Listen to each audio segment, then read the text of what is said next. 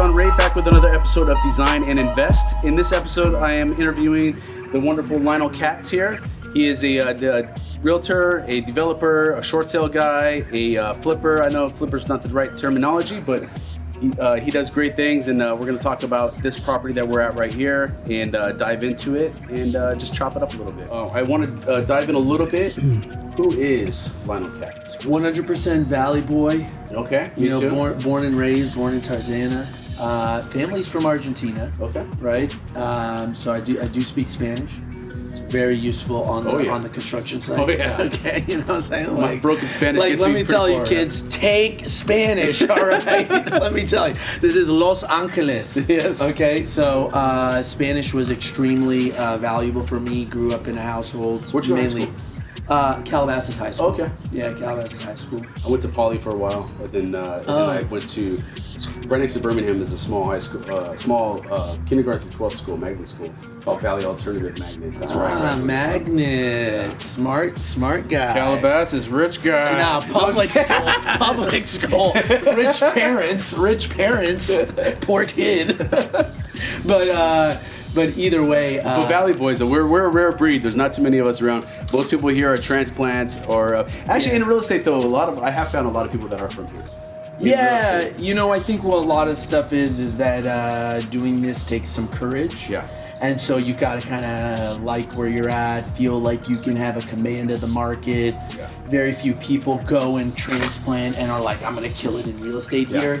I mean, there are people who Yeah. do that, but a lot of times it has to do with that level of confidence. So, you know, Valley born and raised, man. I grew up just playing sports, soccer, skateboarding, snowboarding. Like I was just always into that sort of kind of thing. I mean, I played a lot of computer games even growing up, man. Counter-Strike was my deal, man. I loved Counter-Strike. And how old are you? 32. 32? Okay. 32. So still young, got a lot Yeah, of energy, but you know, pretty much there's not too much to tell. I got my first job when I was 13 years old, working. Yeah, I knew it. Yeah, working actually at my father's office. Then when I actually became, when I was like 14 or 15, I got like a worker's permit. Okay. I was selling shoes.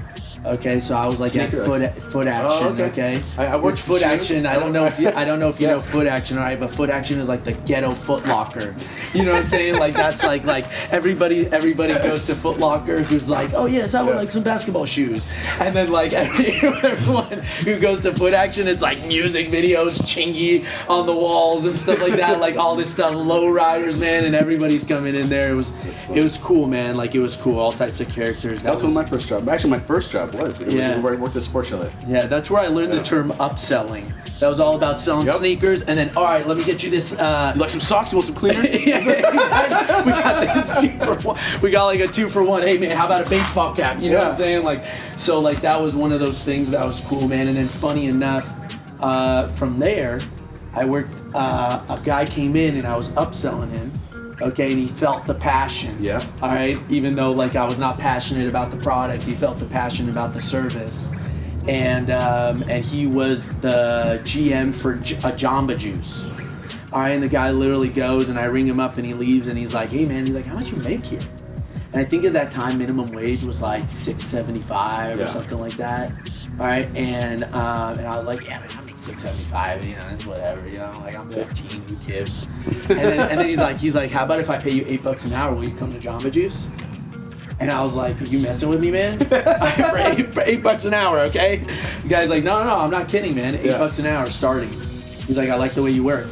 I literally shook his hand right there, man, and I put my 2 weeks in, and I went to go work at Jamba Juice. Bro. Nice. All right, so you know, work your way up the ladder, right? Yeah. Be somewhere where they appreciate you, man. Yep. You know, it's so funny. Like I have my shoe story is interesting too. It's really what sort of turned me on to I can't work for somebody else. Yeah. Like it was my first job, and I was so pumped up. I was like the day I turned 16, I was like, boom, I'm there, you know. Yeah. And so like and so I put in a report. I'm adopted. My mom died when I was really young, and so my adopted father we were gonna go to he's Thai, and so we were gonna go to Thailand, and so I'm like, oh hey, I just want to let you know in a few weeks I'm gonna go to Thailand for a couple weeks, you know, and they're like, well, did you put in a request and this and that? And I'm new to this game. I don't know what a request is. I don't know that I had to put in a request for a vacation. And then so I was only working there like 6 months or something, and then I told them, I was like, well, yeah, I'm just gonna go for 2 weeks, you know, and they're like, well, no, you need to put a request in. If it gets approved,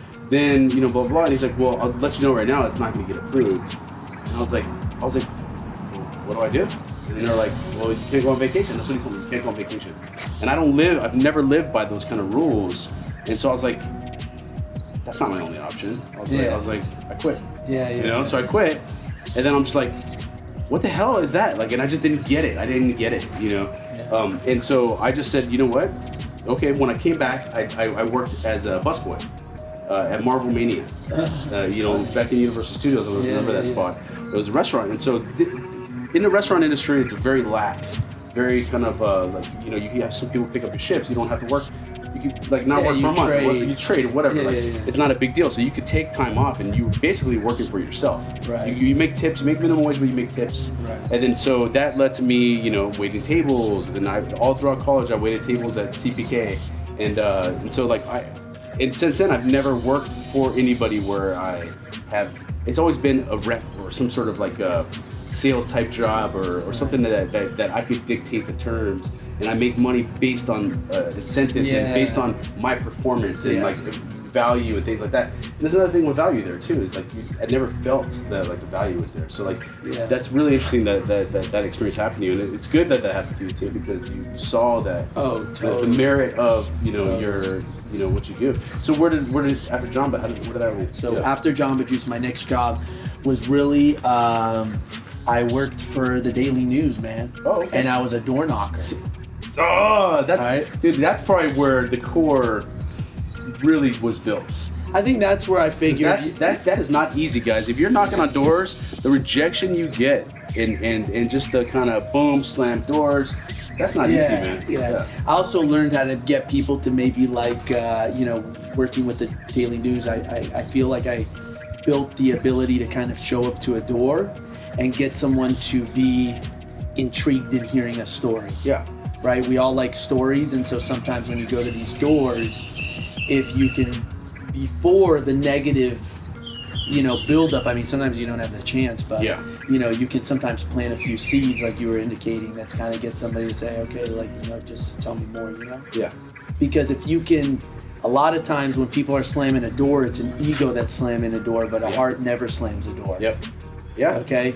Because at the core, people are good people. Like, you just have to appeal to them on the level that they need to be heard on. That's my... So I was there for a long time, and they used to like load us up in vans, give us a map, and they're like, hey man, this is it. You got to go hit these 200 homes. And then if you didn't hit your quotas, right, you're gone.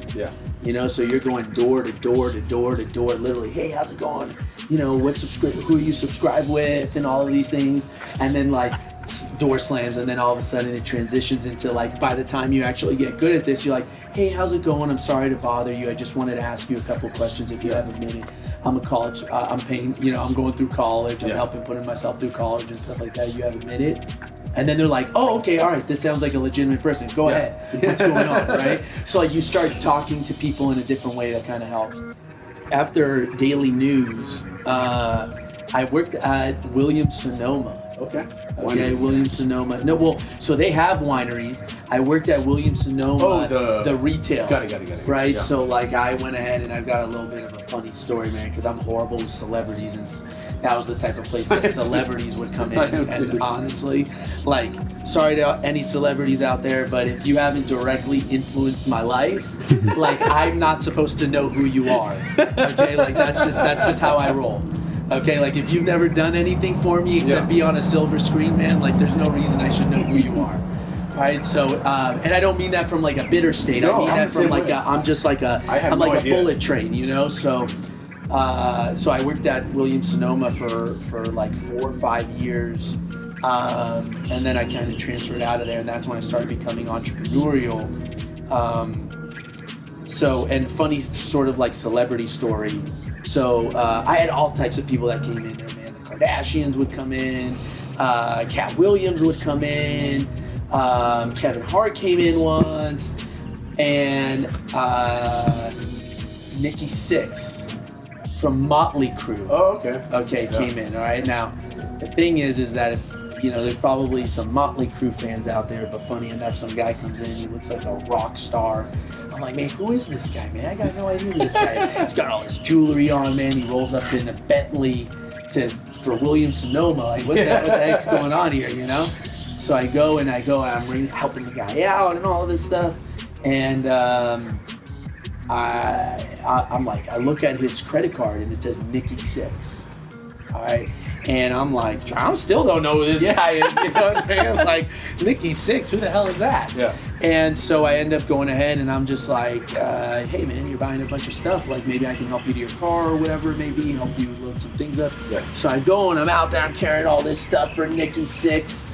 And then like I go and I get to his car, he's got a brand new Bentley, doesn't even have plates on it. I'm like, listen man, I enough's enough. I'm like, who the hell are you, man? And he goes, oh yeah, I was in a band and stuff like that. Like he's trying to be a little like humble about it. And I'm like, oh man, well it looks like you did well. He's like, yeah, we did all right. You know what I'm saying? Like, yeah, again, being modest, I was like, oh, what's the name of your band?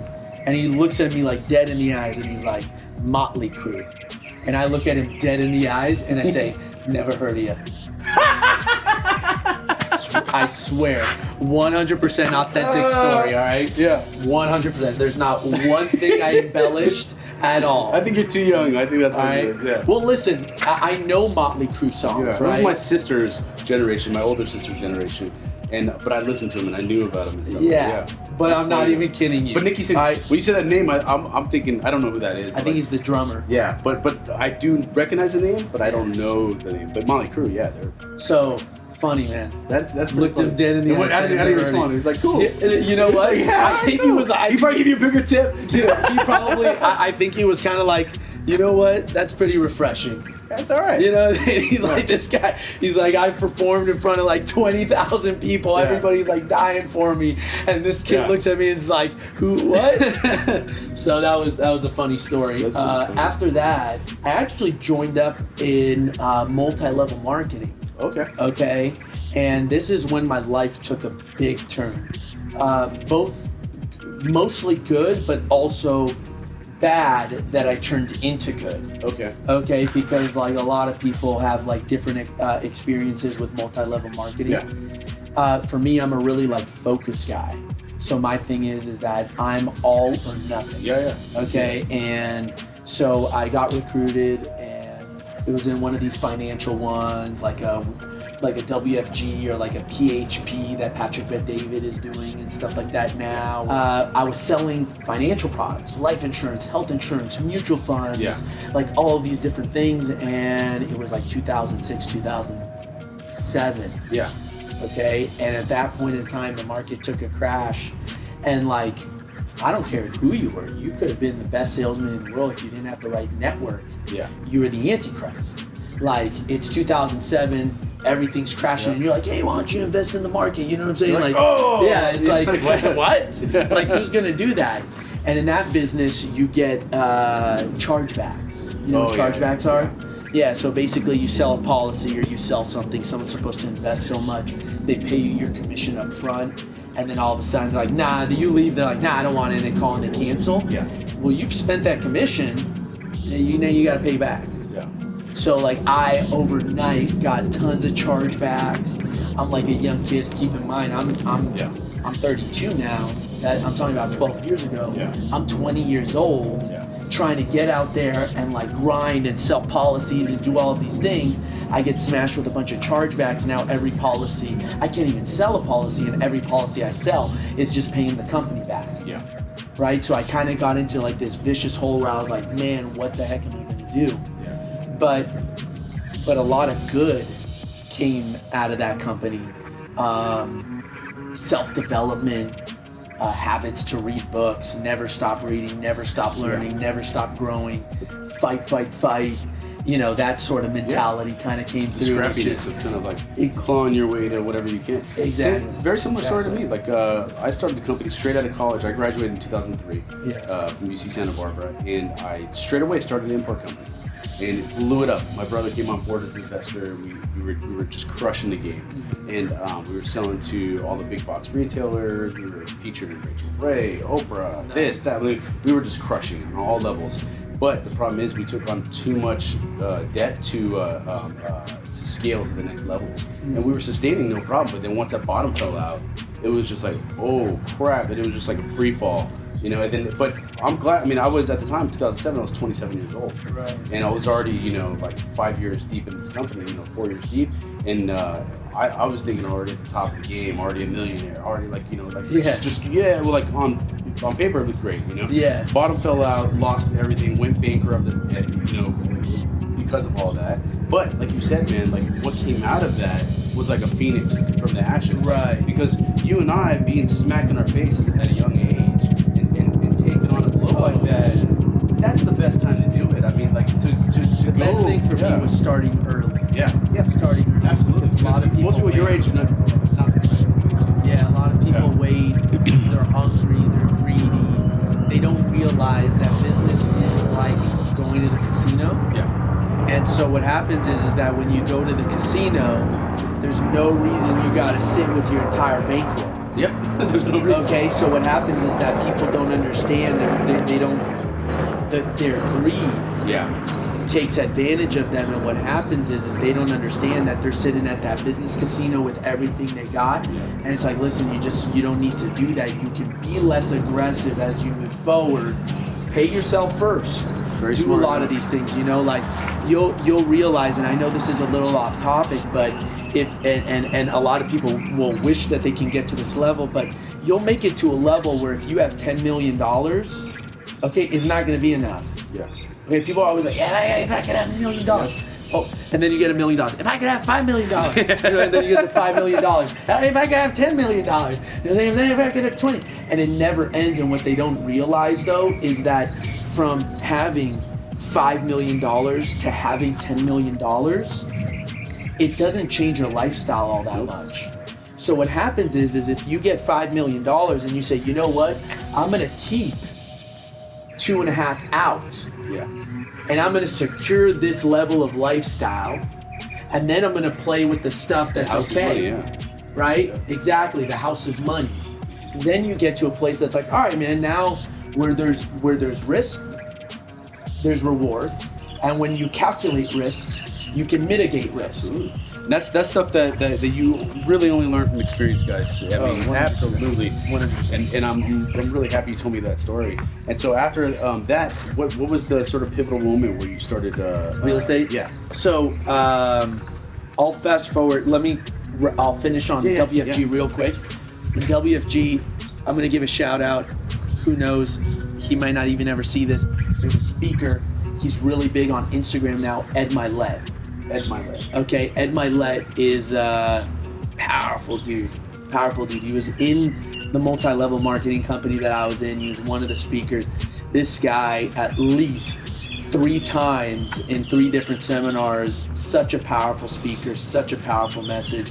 This guy, like so many times, like ripped my heart out of my chest, showed me my own beaten heart, painted it red, white, and blue, and then literally smashed it right back in me and just like gave me like a surge of like, okay, cool, I'm somebody who deserves something, So like that was something that for me, he really laid some serious seeds for me. Also a few other speakers that really were like huge turning points. Like, yeah, like I've had a couple speakers through that company, which is one of the good things that came from it, many.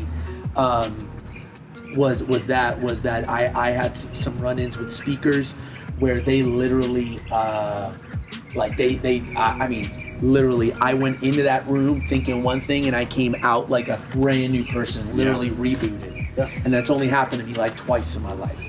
So that was something that kind of got me geared up, where after that what happened is my brother used to work for Countrywide. Okay, and he was working there. Older brother, younger brother? Older brother, not by much. So I go ahead, and my brother was working for Countrywide, working in the foreclosure department and collections and all these things, and he was a student. He was, and what I mean by a student was not that he was going to school, but while other people were like messing around, he was reading guidelines. Yeah. Right? He's like, what is this foreclosure thing? Like, dude, my freaking. And at that time he's like, dude, it was right around the time that Countrywide actually had a celebration. I think that they had done $1 trillion in loan servicing. Okay, like big stuff.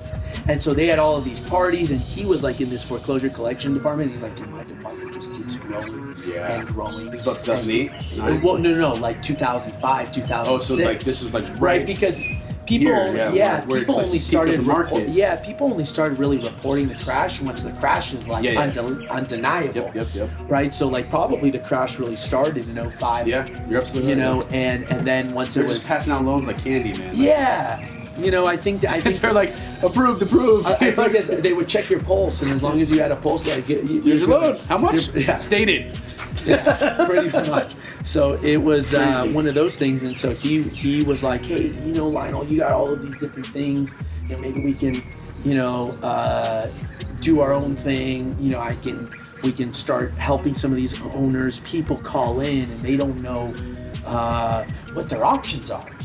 Like there's people out there that just don't understand that they don't have to lose their home, or that there's ways out of foreclosure, or that there's different workout options, and they just don't know about it. So that kind of started and materialized into this thing where we just started networking and branching out and seeing all of these things. And when I first started in business, and looking at California real estate prices, I went in with one goal. I just want to buy a house. Yeah. And if I can just buy a house, I'll be happy. And I save. I bought my first house. And then what I realized was we were helping these homeowners, and these investors would come in and they'd buy these homes. And so, because I'm a student, I would like stalk that guy. Yeah. And I'd be like, oh wait, all right, so I just did all the work. He just bought it.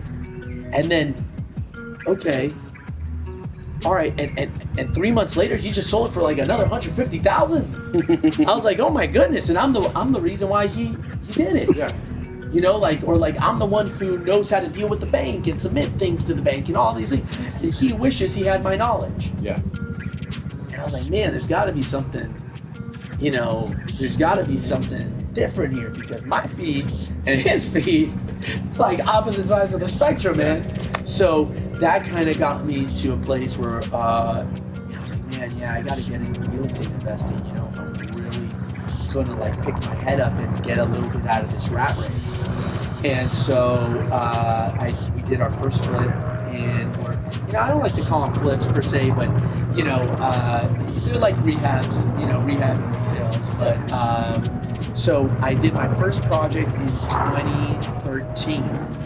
Okay, right when the market started like jetting up, and it was a condo, and I remember being afraid to sell it afterwards, because I was like, the cap rate is insane, and like I could get a renter in here.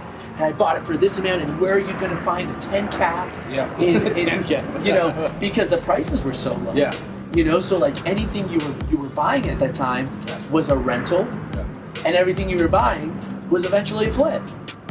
So like everything was really kind of like a good buy at that time. Yeah. So as an investor, I sat down with a mentor, and I was like, man, what do I do? Do I sell this? Do I not sell this? Like I was confused, because my blueprint was still that of like someone who was like not operating off of abundance. Yeah. Like there will be another deal. I will find another deal. I will move this to a next deal.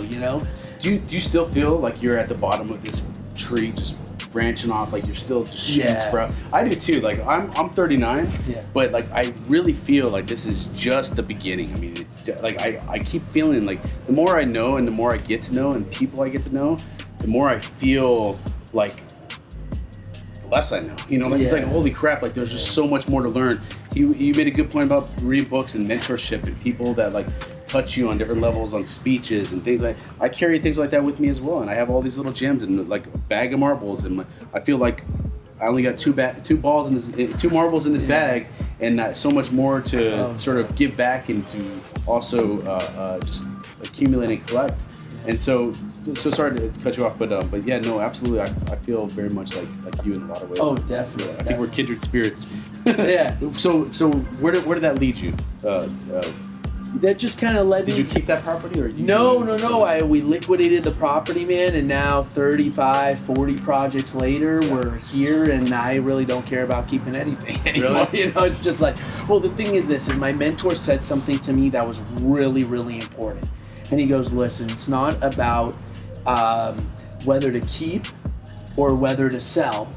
He goes, it's just about your intent. Yeah. What is your vision? Right? He goes, that's it. Don't think about, am I going to keep this or am I going to sell this? It's just, what's your end goal? Yeah. And so what I realized was that you can only do so many of these. I'm going to buy and hold this when you're at the bottom, right? Like, how many times are you going to put a down payment and then like you got to go make the next down payment and so forth. So because I remained diligent in buying and then selling and creating large sums of capital, you know, coming in and income, now we're in a place where we own multi-units in LA, we own multi-units out of state, multiple states. I'm looking at a 28 unit right now in Huntsville, Alabama. You know, so a lot of different things that if I held on to that first property, I would have choked myself so hard that in reality, me believing that I can go ahead and I can find the next deal and keep going and keep going and keep going is what then allows you to have a portfolio that's has some volume. Yeah. You know, and that you can actually have, like, you can diversify. Yep. Right? Yeah, I'm at a really interesting sort of pinnacle in my career where the value add that I bring to the table to these deals, a lot of times I find deals, I definitely run point on A to Z of the construction side, on the building side, and you know, my brother's a big developer here in LA, so I've learned a lot from him and other clients of mine. I have tons of developer clients who are just, they only deal with, like, if it's like less than 30 units, they're not messing with you, you know, like, or so those kind of cats. So like me, I'm at the point now in my career where I'm bringing on partners and people that have the same sort of vision as me on longevity and keeping. Basically I'm treating my development game and my development in rehab game as a side hustle. And what I'm doing with that is I'm not thinking about taking any money out of that one. All that, I mean, I have my core businesses here. This I'm thinking of is just develop, invest, the whole BRRRR. I don't know if you've ever heard that strategy, the BRRRR strategy. Yeah. Buy, renovate, refinance, repeat. Rent, refinance, repeat. Yeah. And so basically that's what we're doing. Now, and I'm keeping them, just stocking them over here. I'm not trying to pull a dime out of any of those. It's really just time that I'm putting. It's not my capital. So I get what you're saying when you're like using your capital, and you're going to get choked because you're keeping your money in it. Yeah. Even my partners in our strategy, like if we can't refinance out, at least 90-95% of our principal equity that we put into the property, then we don't touch it. If it doesn't cash flow after that, and if it doesn't, then we just sort of pass on it. Right. But since I'm doing ground up and I'm buying, single family homes that are zoned RD 1.5 that I'm building 4 units on, buying a single family home, they all pencil in like that. So so we can refinance that out all day long and pull out that money and just keep it rolling forward, and just keep doing other deals. And I have enough people now aligned with that sort of vision. I got Brett on board with that too. So we're just creating a little empire, on that front, and just keeping it. But at the same time, I'm also doing, my interior design business and running project management, doing things like that for my flipper clients and developer clients who need me on that level, staging, doing Airbnb, doing all these different avenues and fronts. And we've talked about a lot of that too. I think you and I should do some deals together. I think we would be aligned in a lot of levels. I think a lot of what we bring to the table is the same, so we might have to bring in a third, person. But I think that if we combine our heads, we can hand the whip when we crack. Yeah, exactly. Your turn. It's a lot of moving pieces. Moving pieces. Yeah. I think that the biggest thing on these projects is really understanding that no one will be as accountable as the guy on top. Yeah. So as the guy on top and then going into these, you got to realize, guys, you know, if you look around, you know, it's like there's tree trimmings everywhere. Yeah. Right? It's like, should that be like that? It shouldn't be like that. Right? This is not a safe construction zone at the moment. Okay. I'm just saying what it is, right? So the thing is that people will come in and it's like you gotta consistently be monitoring because these projects don't matter to anybody as much as they matter to the guy on top. Yeah. So it's a lot of work. There's a lot of people to manage. There's a lot of accountability. It's a lot of stuff. So it's like HGTV and a lot of these shows, you know, in 20 minutes they crunch this flip down, and it's like, whoa, man, yeah. Whoa, I want to do that too. Yeah. That's gonna be fantastic. So, yeah. Just wait until they don't show up for work and they still want pay. Okay? So just wait for that one, okay? That's funny. So, you know. But yeah, that's kind of where I'm headed. That's where I'm excited. I'm always trying to take another step up. Yeah. And I do feel like, and this isn't anything negative about like these sorts of projects and so forth. This is cool. You know, we can do all sorts of, transformations and fun things and so forth. But what happens is like, so I'm always trying to grow. Yeah. I see something like this, and then I go to downtown LA and you see the US Bank building, right? And you're like, man, be like, I'm like in elementary school, huh? Yep. You know, so flippers out there, don't let it get to your head, all right? Because it'll slow your growth down. That's for sure. So it's just, this is really kind of one of those things where I would say that my next level is getting more deeply into multi-units, getting more deeply into developing RD 1.5 lots, things of that nature. Maybe even doing things, building partnerships with people. Like strategic partnerships that are the right thing, so I can get into some of these other areas. Some of those projects are longer turnaround times as well, so they got to be the right numbers. You know, I'm actually a proponent of numbers. You what? Absolutely, you have to. I'm actually sort of nurturing a relationship right now with one of my developer clients.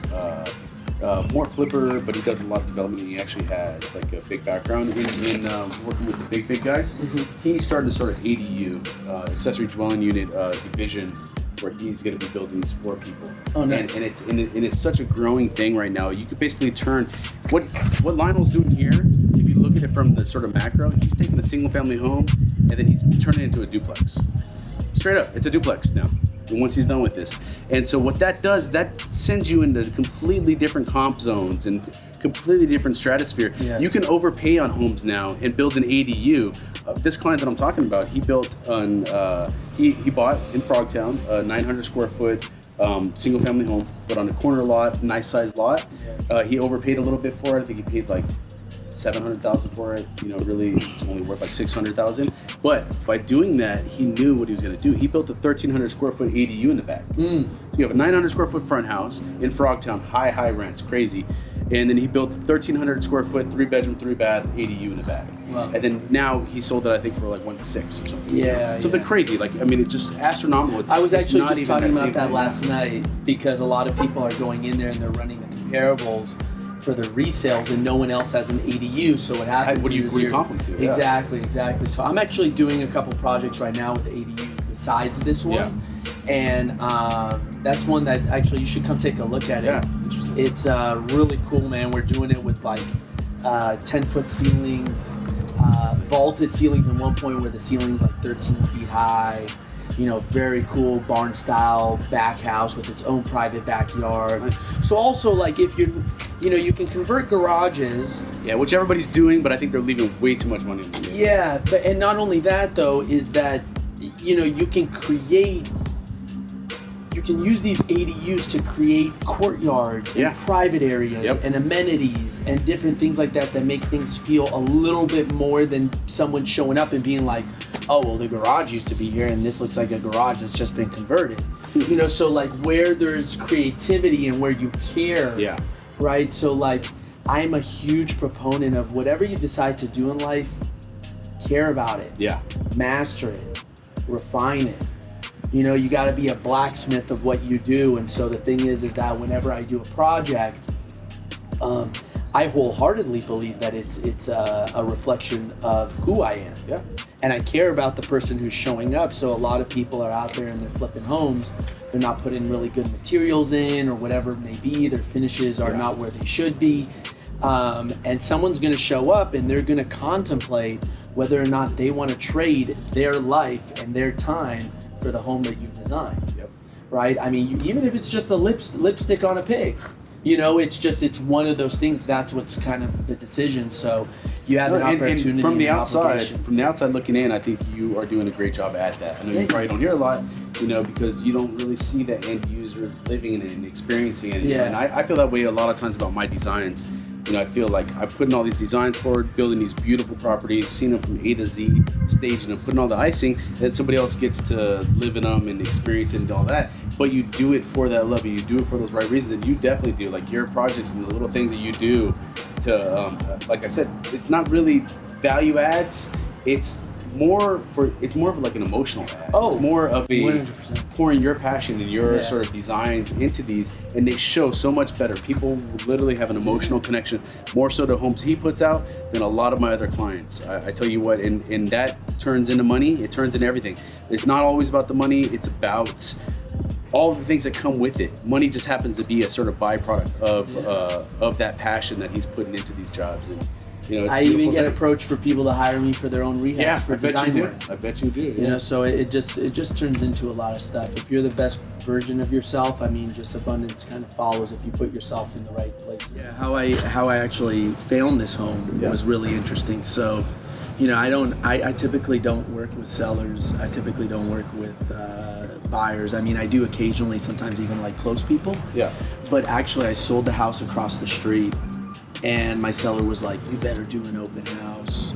You know, like open houses, like you got to do an open house every weekend. And I was like, all right, you know, it's my buddy. He's wanting to get into the investment game. It was a flip. All right, I'll help him out, you know? And so I was doing these open houses just literally across the street, and a neighbor walked in. And a neighbor was like, hey man, like you're a cool guy. Like you seem like you're not the typical agent. Like you're kind of like cool and open and creative and stuff like that. He's like, you know what? He's like, there's a house across the street that's been vacant. It was inherited by the daughter of one of the contractors that helped build Sherwood Forest. Okay. And I've been trying to buy her home, and she won't respond to me. You know what I'm saying? I think it's because like I'm a neighbor or something. So long story short, I kind of like skip traced, found a number, stuff like that, contacted her, and then I bought the house.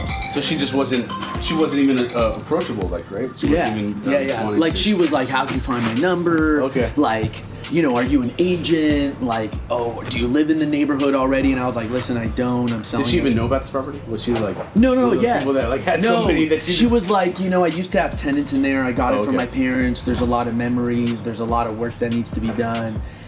And so she kind of like flaked, and she was gone for like 3 months. Yeah. She kind of like, it was like I spoke to her, and my follow-up got her to call me back. And she kind of like poked me a little bit, and then was like, okay, what would you give me for the house, this and that? And then she was like, I'll call you if I'm ever interested. And bam, I didn't hear from her. Yeah. Okay, and so I'm like, okay, great. I'm gonna plant those seeds. Yeah. I'm a total like, you probably have all no these pressure seeds out there right now that you totally forgot about that are gonna 100%. come. I have really strong follow-up. For me, the biggest thing is follow-up on these sorts of projects. And so I followed up maybe like 2 months later, kind of just a nice little respectful peck. Hey, how's it going? Haven't heard from you. No call back. Yeah.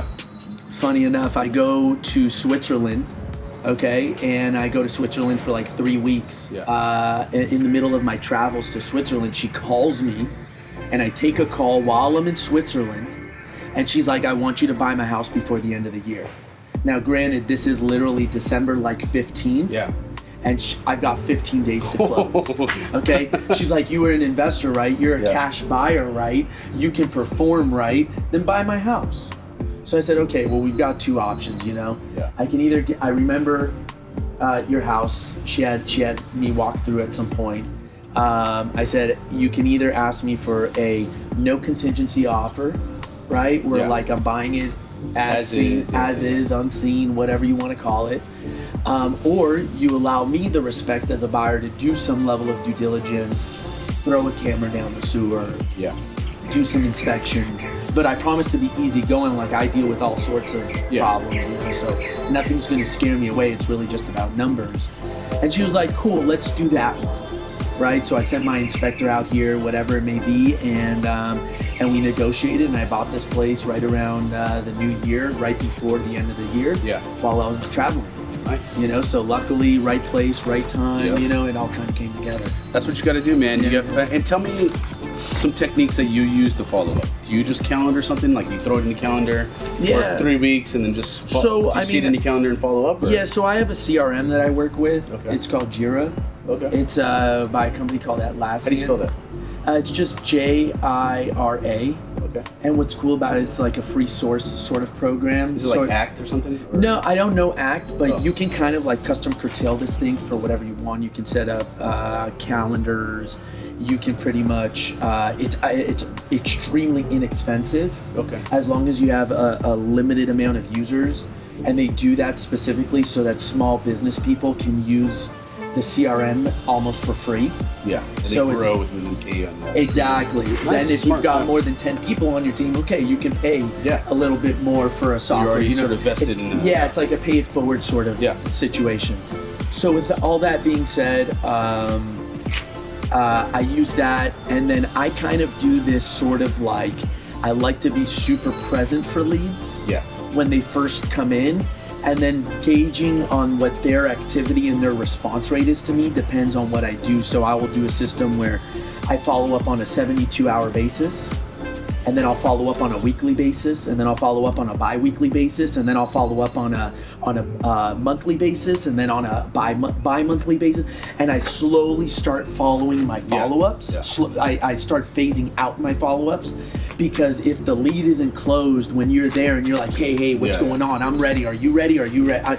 If they're clearly speaking to you by not presenting themselves as the right type of lead, the only thing that's going to increase the chances of that lead closing is by dancing with them at their pace. Yep.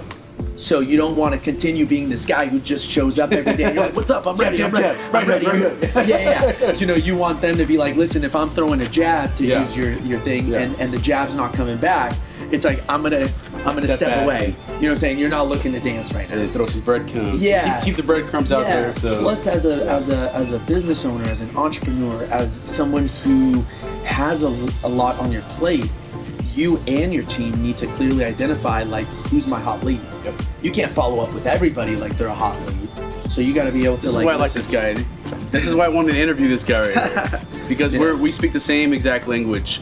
In my business, I do something very similar. When it comes to staging leads, especially someone who's shopping, you got to be on them. You got to be on them. You got to be on them. You got to make sure that, especially like a Yelp lead or something that comes in like that, you have to like get them proposals right away. You have to stay on top of them. You have to build a relationship as best you can with them, because a lot of times the other people that are out there that are stagers that are nurturing these, they're not salespeople like me. Like we're born and bred like this, you know. So the first language I spoke was business, you know. Then it was design, and then it was that. And so like you gotta know what sort of pocket to put people in, and like he said, at their speed, you know, the jabs, you know, and you try it out, but it really, when it comes down to it, it comes down to where they're at. I have staging leads and design leads that are, I know they're not going to be ready for a year, you know what I mean? But I'm just, like I said, like you said, you're just kind of, you keep the follow-up going and stay present. They know that you're, just to keep them in the loop and know that you're still their go-to, and also let them know about other services and things that they offer. One of the reasons why I like this guy so much is that I'd worked with him for a little bit, staging and doing some stuff, and he calls me up one day. He's like, hey, he's like, John, let's go grab a bite.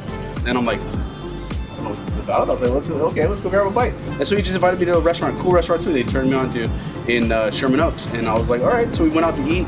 No real agenda. He wasn't trying to pitch me on Amway or some crazy shit. You know, it was just to like sort of chop it up and see more about me. I don't know what was it that got you to make that call and just sort of. I think my approach is that I just believe that if you are around the right people, just things happen. It's hard to explain, but once you know, when you're the best version of yourself, you know, and you go and you sit with a John Wraith and you're like, hey, listen, I'm going to go ahead and I'm being the best me, you're being the best you. Yeah. It's like opportunities just come. Opportunities just come, you know, because a lot of times in our associations, there's a lot of people that aren't maxing out. Yeah. And so they're in a place where it's like, listen, you know, it's like going to the gym. It's like, hey man, if I see you in the gym and you're killing it in the weight room, it's like, hey, I want to go work out with that guy. Yeah. You know, so I kind of have this thing where I have to clear in my mind that I'm interested in being associating myself with and growing my network, and not just being like, hey man, can you stage this? I'm kind of like, listen, I want to learn about who you are. Are you literally just doing staging? Are you doing more? Can we do more? Are you interested in more? What's up with you? You got kids? What do you like to do? Like, I don't like doing just business with people. Yeah. I like doing relationships. Yeah. And so I rather have you as a friend and do business, right, than just do business and not have you as a friend. I like both. And those Absolutely. are powerful. That's how you create powerful relationships. So we got down how you found this house and this flip. Can you talk a little bit about just sort of broad strokes on, like, when you see a job like this, like, how do you, like, when you're doing your inspections and you're doing the process, what do you knew that the foundation was a little wonky, you knew that, you know, you need to probably do main line or this or that or whatever. Yeah. What when you're looking at that, how does that affect the price that you come in at? And what are your sort of gauges and metrics that you use to evaluate that? Yeah, it's a good question. I know everybody's different. Yeah, a lot of it really has to do with experience. Yeah. Right, so like you go and you do 40 projects and all of a sudden you're like, listen, I've painted 40 homes, you know, I've laid floor in 40 different homes. I didn't have any construction background at all coming into this. In fact, I mean, the closest thing I've ever done in construction before I got into real estate was probably like manual labor at the house that my dad would make me do. I mean, I've never sat foot on a construction site, and even to this day, after doing, I don't know, 40 plus projects, I'm probably in a place where I've stepped foot on like 3 or 4 construction sites that are not mine. And so I'm really learning as I go. So I know this is a little bit of a long way to answer your question, but for me, a lot of it is really just experience and walking into a place and saying, all right, so we got about a 2,300 square foot home. Yeah. We're talking about 8-foot high ceilings. You know, like your brain just starts kind of automatically kind of calculating certain things. So part of that has to do, I would say, with me going through the motions. If somebody wanted to like fast track that, where it's like, how do you know how much a sewer line costs? And like, you don't want your teacher to be that you've already replaced 3 or 4 main sewer lines yourself, right? Yeah. Then maybe you want to align yourself with a mentor, right? And you want to research and you want to get multiple bids and you want to kind of run some of these drills where you go ahead and maybe you call a plumber and you interview them and say, what's up, man? Like, if I'm looking at a house that's this size and this is the condition, what's it gonna cost? Go to Home Depot. Look at the cost of material. Yeah. Like, what's copper cost, right? What are these materials gonna cost that someone's gonna come in here and say, okay, don't just listen to somebody who says, all right, you're gonna need to replace 3 bathrooms. All right, that's gonna be $5,000. Yeah. It's like, are you kidding me, man? That's like $300 worth of material. Like, what are we talking about here? You know, like, be someone who's not just like, again, just even like the relationships operating off of superficial information. Get into the nitty gritty and understand that you want to value someone's time that does a good job, but that like material is finite and so forth and things of that nature. Yeah, no, it totally answers your question. Everybody's different. Abstract. It's really abstract. Everybody's completely different. Me, I have my systems. I've been doing this for like 15 years, and I've been on probably over 1,000 job sites. You know, and so like I live and breathe that. I have a different sort of thing, but yeah, it comes down to experience, comes down to gut, comes down to all those things. I do a lot of like real detailed scopes. Like if this were my house that I'm buying, actually I'm closing on the property today in North Hollywood, a duplex, nice. And he basically stole it. We bought it for $475 in NoHo, legal duplex. And so what I did with that property with my partners, I went in, I did a full scope of work. It's like a 15-page scope of work, detailing out exactly what we're going to do, line item by line item, with material allotments, who I'm going to use for it. So basically, once we close, I'm hitting the ground running, and I know exactly what to do to rehab this and get it running. And I've used these scopes and sort of molded them to where I have just a sort of a system in place that I use, and I know what this grade of place is going to cost me, and I have different ones. I have $5 million homes that I do the same thing for. And we'll do written bids, and also some of my answer was a little bit along the lines of like, when you walk into a place and you're just eyeballing, just gauging, exactly. Can you talk about or are you willing to talk about what you picked it up for, what you project to sell it for, any of those numbers? Yeah. So this is a property that again, I just sold the property across the street. Bought this home for $732,500. Okay, just sold the home across the street for $1,265. Okay, and so here I'm going to be doing an ADU in the back, a separate, a whole thing. It's gonna be cool. That house did not have an ADU. My entry point $735. Probably my budget on this rehab is probably going to be about $250, $275, just being accurate. And probably we're looking at a resale value of, I want to say, 1.3 to 1.4 easy. Nice. That's solid. And what timeline? What do you think? So my biggest delay has been some of the guys drawing plans and so forth. Yeah. Right. Everybody's busy right now with all the construction going on, but probably we're looking at a 6-month turnaround. Okay. That's not bad, man. Yeah, including ADU, running utilities, doing all that stuff. Are you maximizing the ADU, going to full 1,200 square foot? No, I'm going to do about 800. Reason being is that I feel like the back will get too crunched with 1,200 feet. Yeah, no, so I was running kind of some of my per square foot sort of costs and things of that nature, so I'm still playing with it. We're coming up with designs. There's only so much you can get in a neighborhood like this for. So if you do go gangbusters, are you going to get that back? And that's really what it comes down to experience too. Is how do you want to overbuild, and like you're still going to get what you're going to get if you build 800 square foot rather than 1,200 square foot. You're not gonna, it's not going to be that much more.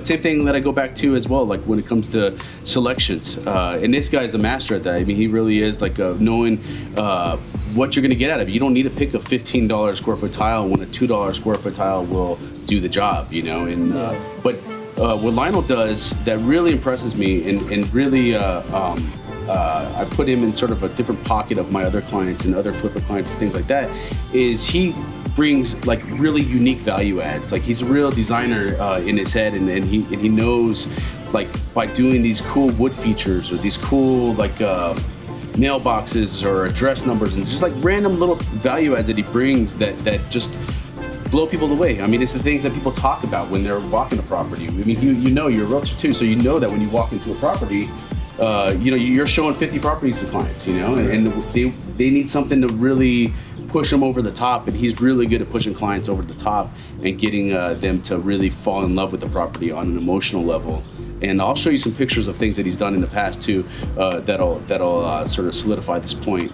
And actually, one of his job sites rekindled the relationship I had from high school with Steve Hull. And Steve and I, he's a carpenter, and I graduated high school with the guy, and I knew back then he was into carpentry. He used to make little cool stuff for me, and I would like commission him back then to like do little like things for me. I was big into Impalas. I had him create like this little Impala sort of bandsaw thing. Cool. It was cool. Yeah, and he's good. And so I ran into him on a job site. I looked at him. I'm like, dude, you look really familiar. He was in the back just chopping up logs, and I'm like, you look really familiar. I was like, what's your name? And then I started talking. I was like, oh my God, it's Steve, Yeah, small world. Yeah, very small. And I use them for little random stuff like you're using them for now too. Yeah. I'm like, dude, it's a good little pocket that you. How did you come across Steve? So funny enough, like I'm a huge proponent in kind of like finding jobs that people can do around construction site. And so like I like to go on Facebook and I'm like, hey, who wants to do a chalk wall? Who knows somebody who can do a chalk wall, in X property or whatever it may be, or who can do some carpentry. And then kind of people always are like recommending. So Facebook is a powerful tool where you can kind of get into questions, guys. You can get into people's networks. Yeah. So, and then I'll interview people and I'll get their bidding and their pricing. And so, funny enough, I was referred to somebody who did like some small carpentry and chalk work for me. Yeah. And then when I went to them and I said, hey, I like your work. Are you willing to do carpentry on a larger scale? They were like, I can't, I just really don't want to bite off more than I can chew. And they said, but Steve Holt can. And that's how I reached Steve. I never knew Steve or anything like that beforehand, and that's me tunneling through people's networks. It's very true, man. You ask questions like, I have 5 different companies. I have tons of people working for them and always out there and staging and doing this and that, and my favorite part of the job is walking jobs because being an entrepreneur is very lonely at times. Like you're out there, all the bucks, it stops with you, and you're making all the decisions and doing all of this and putting pieces here, putting them there.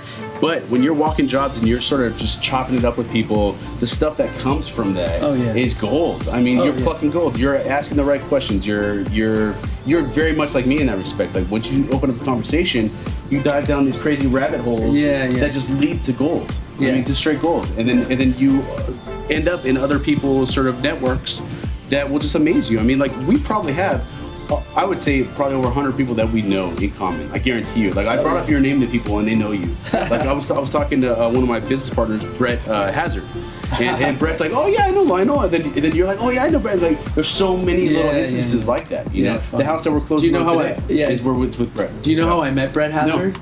So I used to live like in Toluca Lake. Yeah. Okay, and I had a nice kind of villa style house that I was living in, my primary residence, and I would jog every morning. Okay, and I'm the type of guy that I'll jog, and sometimes I'll even jog farther just to make it to a part of the neighborhood where I can kind of like see opportunities.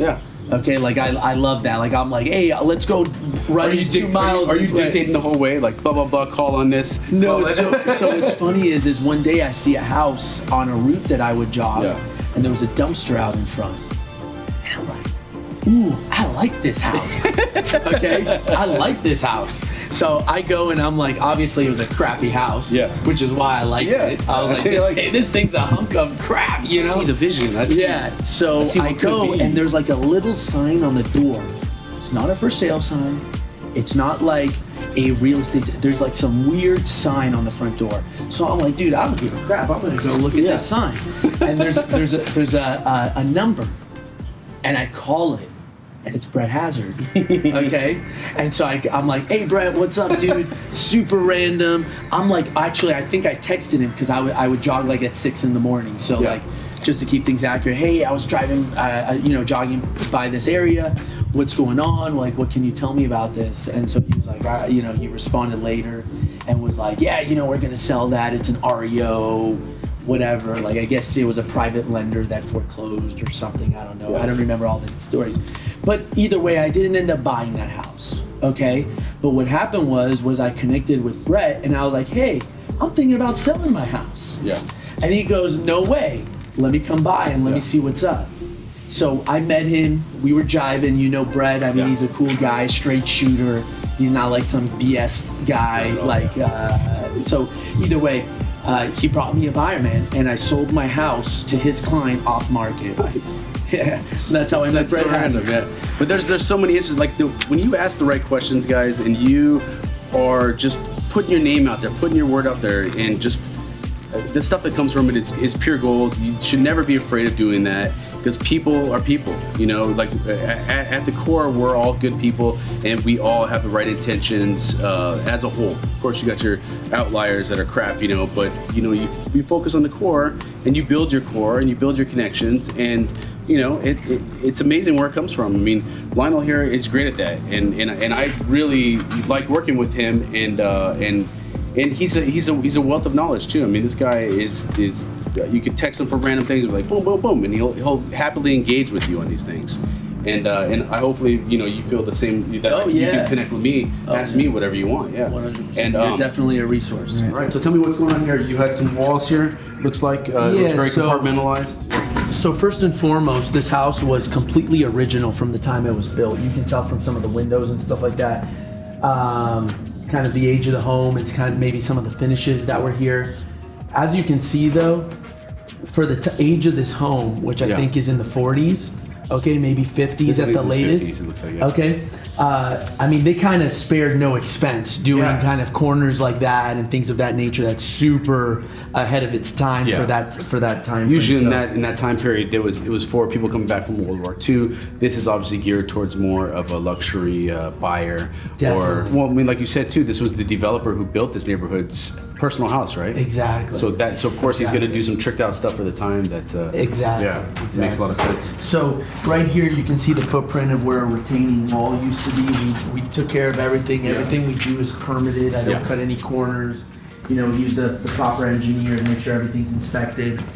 This is actually where we're concept. Yeah, where we're standing here. This is actually where the kitchen was. So we actually had a kitchen sink here. That was, and you can actually see some of the plumbing there. Kitchen sink kind of looking out. Okay, right, kitchen cabinetry all throughout and so forth. We kind of went with a little bit of the open concept, which is what everybody's looking to achieve. Yeah. This used to be a dining room. We actually shifted the entire kitchen. So this will probably be dining room now, right? Exactly. This is going to be a large, island. Okay. We've got all, we're doing a little bit of a galley kitchen on this side, right? Yep. But it's going to be open. And then we've got our living space out there. You have the ability to kind of still. And you're putting a sink here.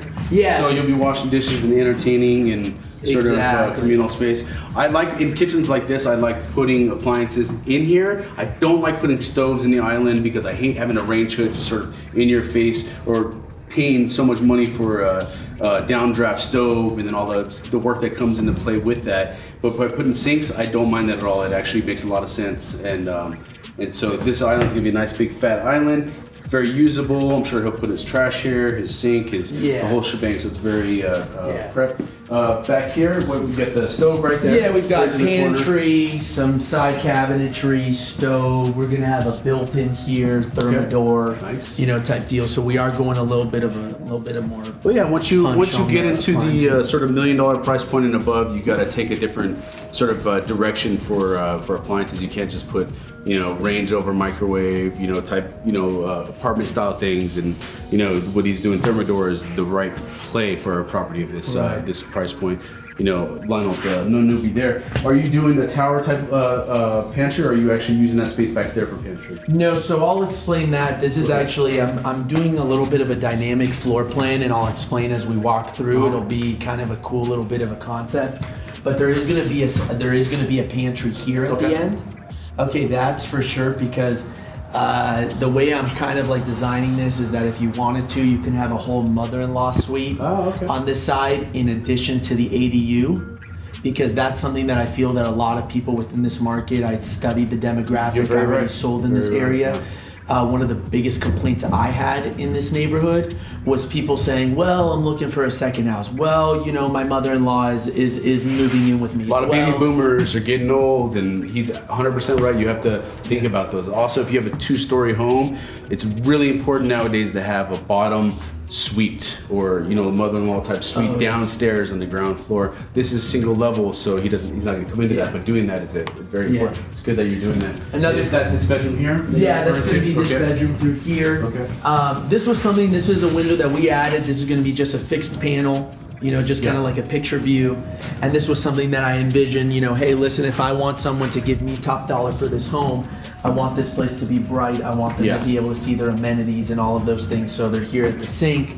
They have the ability to see their courtyard in front with a roundabout. They have the ability to look out. There's a second pool home out there. Maybe we put a pool out there with in between a courtyard, things of that nature. So something that allows someone to say, hey, not only am I going to be buying amenities, but I can see them at all times. And it's going to add to the beauty of it, right? So a lot of people don't think about the actual experience that the person has. And then obviously we're going to do some multi-sliders on that corner there, which is going to be cool. Let me tell you what most people would do in this scenario. Just because I know most flippers, they would have kept the kitchen there. They would have kept this here. They would have worked with these sort of existing formulas, and it wouldn't have painted that picture that Lyonel's talking about.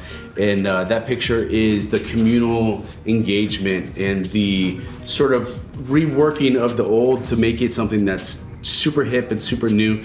By doing this feature here in the kitchen, he could have easily just closed this off and it'd just be a U-shaped kitchen in here, and he would have got more cabinets down there and all of that out of it. But by doing this, it creates a wow. It creates that picture window that like he said, he sees what it's gonna be, not what it is, and what sort of what's easiest, you know. And so that's one of those points here, especially, that once this is finished, I see, like you do, I see what you're talking about. That's gonna add a night. I mean, picture this shot right here. This is a beautiful shot. Like right down here, looking out the backyard. It leads you into your next shots too. Yeah, so you also and have at to the same token, you can see a shot of doors going out and stuff. It's like, you know, not only from a marketing perspective, but somebody, again, spending X amount of money, and they're in a place where they can feel like the value is being exchanged. Yeah. Right? Not like, oh my goodness, the market's so high right now, what am I, I'm not even getting what I want, and I'm paying top dollar.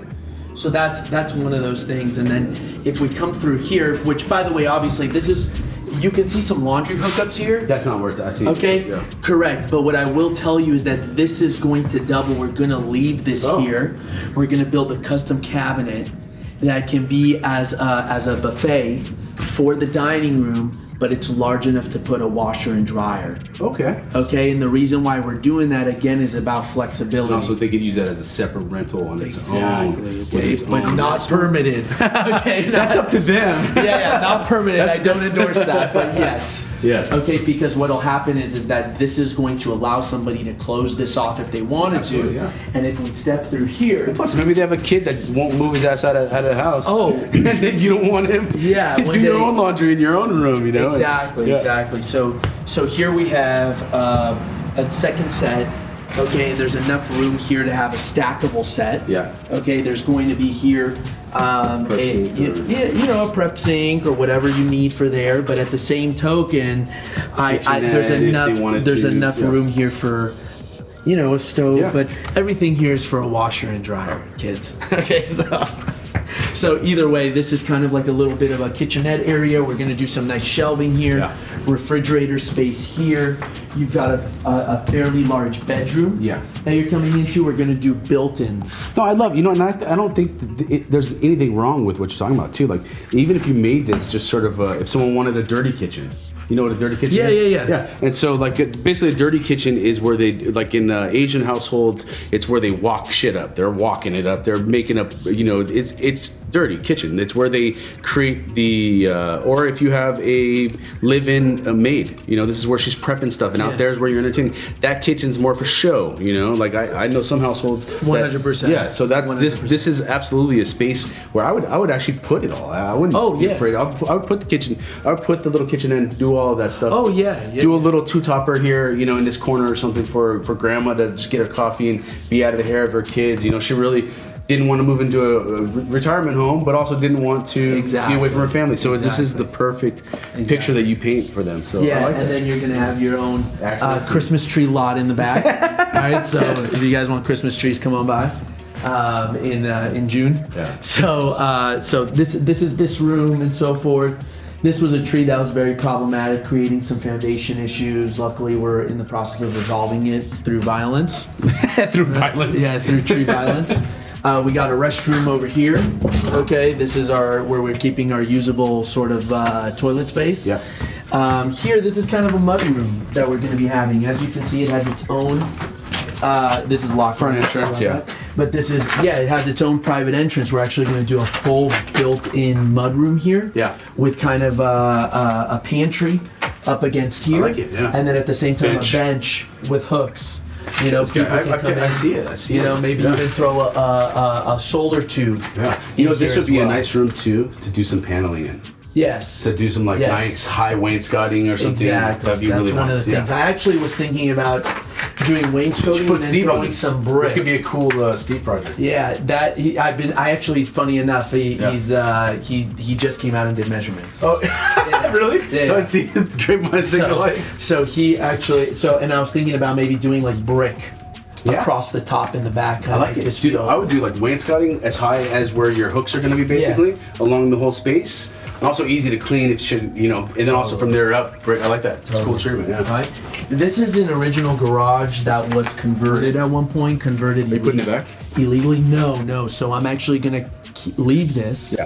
For all intents purposes, I'm going to convert it into a movie theater. Okay. I don't know if you can hear the change in the vibration. The acoustic in here is completely different. You're right. Exactly. So here we are going to do a kind of a movie theater, maybe a little bit of an arcade sort of situation. So you're not going to have a garage for this house?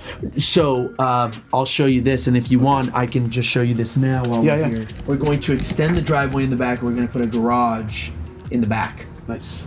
With an attached ADU. Nice. Which is another reason why I'm only doing 800 square feet. Because you're making room for the garage. Yeah. Exactly. Are you doing one car or we? No, 2 cars. Okay, that's great. 2 cars. Fantastic. And then really the back laundry room will How be are you there. what are you gonna do to the facade to make this not look like a? No, I'm gonna actually leave it looking like a garage, and I'm gonna do a really nice Ipe garage door. Really? Yeah, because I believe that the way this jets out from the property, it kind of feels a little aesthetically awkward. And so if I close that up and I just make it stucco, it'll feel a little weird. And I felt like aesthetically, when you pull in, it feels right to see a garage. I don't know if that's a great idea though. Just between you and I. Yeah, but you can let me know what you think. Yeah. What I think's in stone. No. Because people, I think that'll confuse people more if they see garage and it's not a garage. You know. Yeah. If you did like a treatment in the front, let's say you just blasted that whole wall with like a live wall, you know, or something that like Wendy do, you know, and just like make a feature out of it. It would deter your eye and create a little oasis in front of it, kind of, you know. It would create a sort of zone on its own, maybe like 10 feet from it or something. Drop like some like a trellis or something, so it gives a barrier to kind of come. You would never. I gotta think of figure it out because what happens is the semicircle comes very close to Does it? Well, let me look at it on the way up. Yeah, he's one of the neighbors. Okay. That's my brother, actually. Oh, hey, what's up, man? Hey, have we ever met a person? John, meet John. I think I've talked to him on the phone before. John. Hey, So coming through here, we're gonna do, like I said, the multi-sliders in that corner to kind of reface everything. Here we've got a bedroom. Again, you can see they kind of do like that L-shaped sort of. This is super trick for the time. Oh, definitely. We added a bedroom, a bathroom here. Okay, so this will service these 2 bedrooms here, or these 2? These two, exactly. Okay. Because the issue used to be is that they kind of messed with the floor plan without caring about what the actual efficiencies were. And I'll give you an example. So if you take a look, this is where there used to be a wall. Yeah. Okay. And so the thing is that there was a tub over here, there was a toilet there, as you can see, and the entrance to what was the master bedroom, right, was right where you're standing. Oh, okay. Okay, so you used to walk in, and this area right here was your bedroom. That was it, right? And then you had one closet. Weird. Okay. Okay. Yeah. So there really was no master. So what we did was we cut in a little bit on the hallway. Yeah. Okay. We created a space here where this is the entrance. We totally demoed that out. You'll have a door to your own private patio on the side yard. Great. Okay. And then when you walk in, you actually have a room to look at. Yeah. Around there's going to be a wet bar. Oh, okay. Okay. So you do like a little coffee station type deal? Exactly. Little fridge. I like you it. don't have to come out if you don't want to. Little espresso, coffee bar type deal. Are you gonna plumb it? Is it gonna be a wet bar or no? I'm gonna actually, funny enough, this is what I would like to do is I'm gonna put the drainage and I'm gonna put the plumbing. I'm not gonna hook it up. I wouldn't either. Yeah. That's a good idea that you're at least planning for that. Yeah.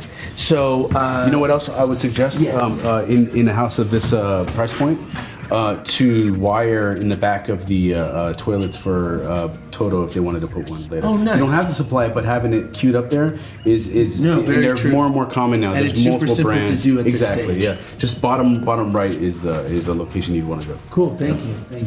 So this is just a walk-in closet. Again, this used to be part of the restroom. Mm-hmm. Okay. You can see the linoleum flooring. So the bathroom was kind of like this whole thing. And so we created a walk-in closet when one wasn't originally there. This closet used to be for this bedroom here. Okay. You can see where the new framing is. So this is gonna be his and this will be hers. Exactly. This is going to be a whole built-in right here, floor to ceiling. They just need it right here, right? Exactly. Cool. Exactly. Nice. So you got the hot knob already done. And yes, sir. transition here. So I'm assuming top here. spatula in the tub? Yeah, exactly. We're gonna actually do a kind of like almost like a stage. Oh, so For you're the gonna tub. build it up? Yeah, so it's gonna kind of be flush. Okay. So when you come in, you're gonna kind of feel like there's kind of like this like platform for the tub. You know what I do a lot of times in that situation is I double that platform space in the not double, but it doubles as a bench in the shower.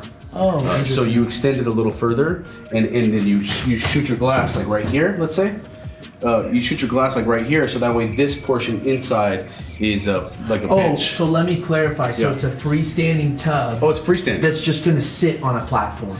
Oh. You get what I'm saying? Yeah, I don't think I've seen that. Yeah, it's a new concept I'm gonna try. Okay.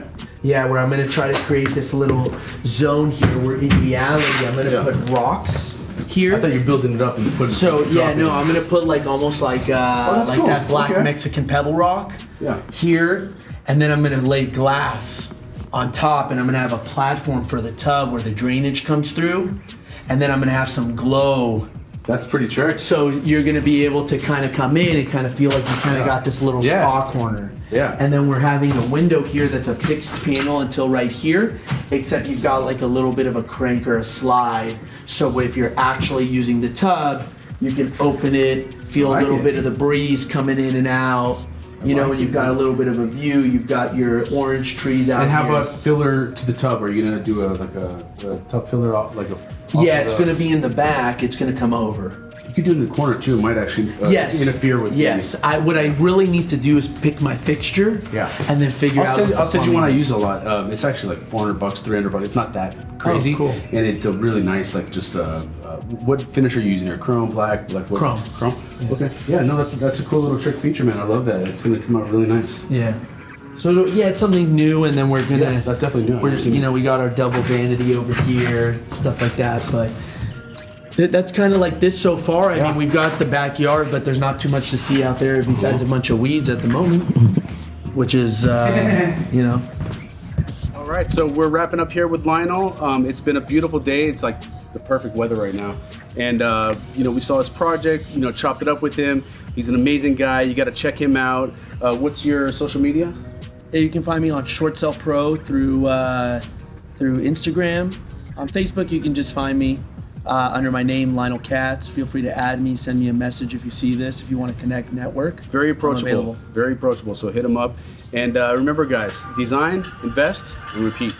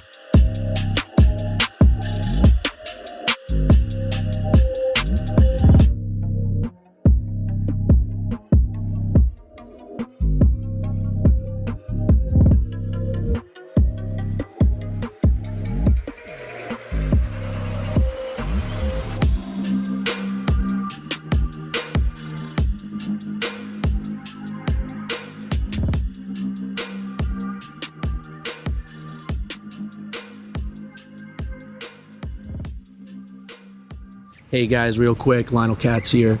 We're also working with a nonprofit called Sell a Home, Save a Child. If you're in real estate, if you want to get into real estate, if you're an agent, if you're an investor, if you're a homeowner, check us out, sellahomesaveachild.org. We're building homes, not homes, but hospitals, water wells, things of that nature for children who are less fortunate. And it's pretty much a network of real estate professionals that are taking portions of profit, commissions, flips, rehabs, whatever, and we donate a percentage of the money we make to do better for those who are less fortunate. So sellahomesaveachild.org, check us out.